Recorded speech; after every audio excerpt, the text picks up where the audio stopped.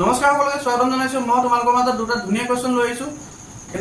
এই দুটা কোৱেশ্চন তোমালোক কি হয় আসাম কম্পিটিটিভ এক্সামত প্ৰায় দেখা পোৱা যায়, হয়নে?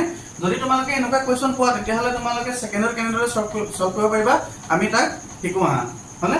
ফাৰ্স্ট কোৱেশ্চনটো তোমালোক কি দিছে, যদি a + 1/a = 5 হয় তেন্তে a³ + 1/a³ = কিমান হ'ব, হয়নে? ইয়াত তোমালোকে ফাৰ্স্ট স্টেপটো চাবা, a + 1/a = 5 অৰ্থাৎ তুমি 5 টো কি কৰি দিবা, ফাৰ্স্ট টাইম তুমি স্কয়াৰ কৰিবা। যদি তোমালোকে 5 টো স্কয়াৰ কৰা তেতিয়া কিমান পাবা, 25, হলে? নেক্সট তোমালোকে কি কৰিছে, কিউব কৰিব দিছে অৰ্থাৎ a³ + 1/a³ = কিমান হ'ব দিছে। আমাৰ এতিয়া কিউব কৰিব দিয়াৰ কাৰণে আমি কি কৰিম, এই 25 ৰ পৰা 3 টো আমি মাইনাস কৰি দিম। যদি 25 পৰা যদি 3 টো মাইনাস কৰি দিয়া তেতিয়া কিমান পাবা, 22। এই 22 টো তুমি কি কৰিবা, লিখি লবা। হ'ব?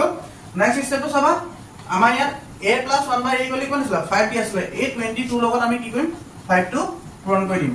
যদি তুমি 22 লগত যদি 5 টো পূৰণ কৰা তেতিয়া আমি কিমান পাম, 110। এইটো হ'ল তোমালোকৰ এনসাৰ, হলে?